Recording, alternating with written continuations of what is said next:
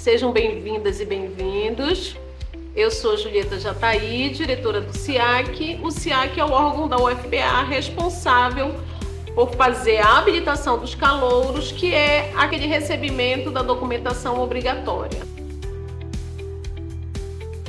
O processo de habilitação já iniciou, o sistema já está aberto e a partir de agora o candidato tem até o dia 30 para acessar o sistema, preencher o cadastro e enviar a documentação obrigatória que consta no nosso edital. Os documentos comuns a todos os grupos de vagas são RG, CPF, certificado militar para os homens maiores de 18 anos, o comprovante de quitação eleitoral para os maiores de 18 anos, o histórico escolar do ensino médio e o certificado de conclusão do ensino médio. O candidato que terminou recentemente o ensino médio e ele ainda não tem em mãos o certificado de conclusão do ensino médio, ele deverá obrigatoriamente apresentar uma declaração ou um atestado de conclusão do ensino médio junto com o histórico escolar. A recomendação é sempre que o candidato utilize uma identidade atualizada. O documento de identificação, como o próprio nome diz, ele é para o candidato ser identificado, ele é para a pessoa ser identificada. Se você tem uma identidade de criança e agora você é um adulto, você não consegue ser identificado com aquele documento que você está apresentando. Então a recomendação é sempre que você atualize esse documento, apresente um documento atualizado. Eu tenho uma identidade de criança, mas eu tenho uma carteira de habilitação de adulto. Apresente os dois documentos. O candidato que não completou 18 anos, o próprio sistema não obriga o candidato a apresentar esses documentos. Mas muita atenção a este item, pois é comum um candidato ter recentemente completado 18 anos, recentemente completado homens, o período para alistamento militar, e o candidato não percebe isso no momento em que ele vai preencher o sistema. O sistema, ele valida esses dois itens obrigatórios pela data de nascimento. Então, se no momento do preenchimento do COC o candidato já tiver 18 anos completos, o documento será obrigatório. Sem esse documento, o candidato não consegue fechar o sistema, ele não consegue salvar o COC sem esses dois documentos obrigatórios. Caso você tenha 18 anos, não tenha feito o seu alistamento militar e não tenha solicitado o seu título de eleitor, a UFPA recomenda que antes de você acessar o sistema, você procure esses órgãos, você procure uma junta militar, você procure um cartório eleitoral, regularize a sua situação para evitar o indeferimento da sua habilitação. O comprovante de residência, ele não necessariamente precisa estar no nome do candidato. Ele pode estar no nome de um pai, da mãe ou de uma avó. No caso do candidato que passou nas cotas de baixa renda, será obrigatório que ele apresente o documento dele de residência, o comprovante de residência dele, e se ele não residir com os pais, é obrigatório que ele apresente também o comprovante de residência dos pais. Caso você more em um imóvel alugado e que a conta de energia não esteja no seu nome, providencie do locatário um documento que comprove que você mora naquele imóvel alugado. Os candidatos que residem em zona rural ou em comunidades quilombolas ou indígenas poderão entregar no lugar do comprovante de energia elétrica uma declaração da comunidade da qual reside, dizendo que ele é morador daquela comunidade. O candidato que não tem uma comprovação de renda, ele não trabalha, ele ou algum membro do grupo familiar, ele será avaliado por meio dos extratos bancários, das contas vinculadas a este CPF e toda a movimentação bancária dessas contas bancárias, elas serão avaliadas para se conseguir identificar qual a renda percebida por aquele grupo familiar. A comprovação de renda de todos os membros do seu grupo familiar, ela é obrigatória. O cálculo da renda per capita da sua família, ela é calculada por todos os componentes da família, a renda bruta de todos os componentes, dividida pelo número de componentes do seu grupo familiar.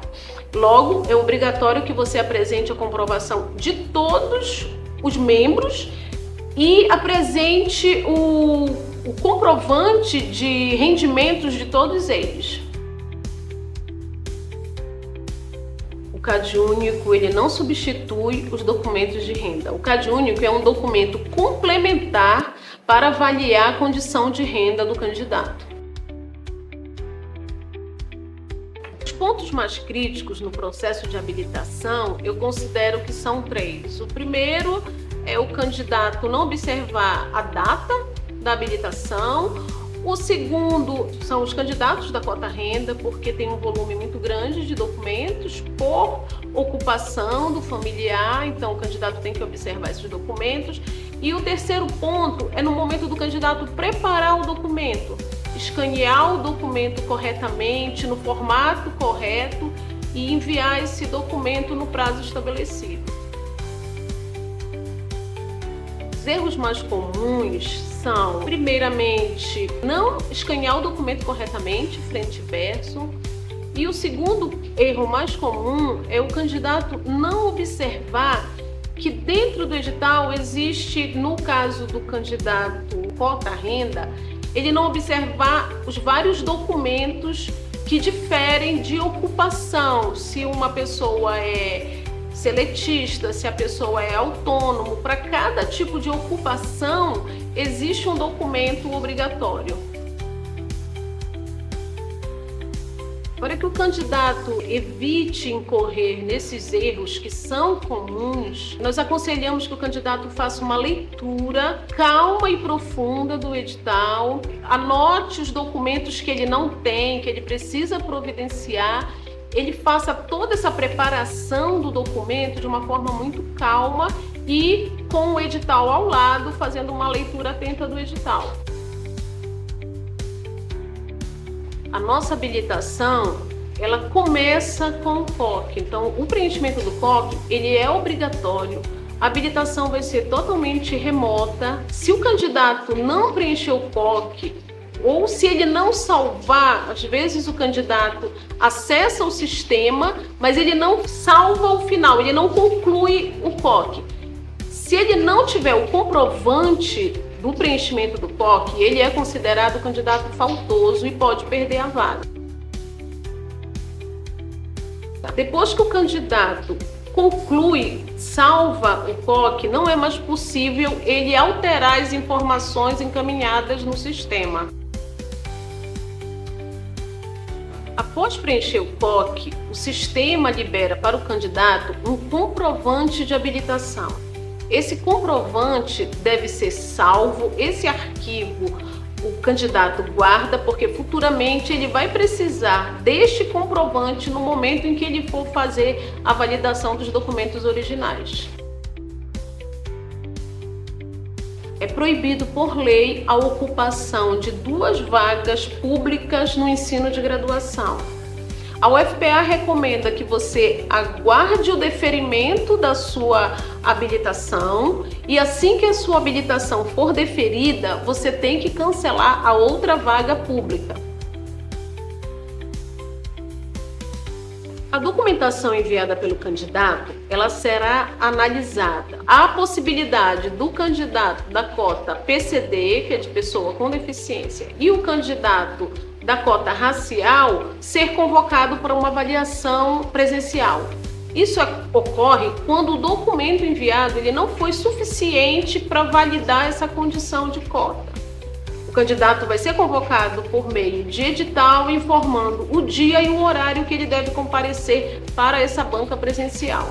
Após o candidato enviar a documentação dele no sistema, essa documentação ela é analisada por diferentes bancas. haverá a banca que vai analisar a documentação escolar e a condição de baixa renda, haverá a banca que vai analisar a condição quilombola, a banca que vai analisar a condição de pessoa indígena, a banca que vai analisar a condição de pessoa com deficiência e a banca que vai analisar a condição de pessoa negra. Para cada condição de cota, existe uma banca específica e uma documentação específica a ser enviada pelo candidato. Então, o candidato tem que acessar os editais e verificar todo o passo a passo, todos os procedimentos, toda a documentação que ele deverá enviar para que a banca possa analisar esta condição de pessoa negra, de pessoa com deficiência, de baixa renda, para ele não ter problemas com a banca e para a banca poder avaliar realmente se o candidato está de acordo com aquela condição para a qual ele foi classificado. Após o processo de habilitação, a UFPA fará a programação da Semana do Calouro. Na programação da Semana do Calouro, haverá um momento de encontro com a faculdade do seu curso. E nesse momento você vai conhecer a faculdade, você vai conhecer a estrutura da faculdade, a estrutura do seu curso.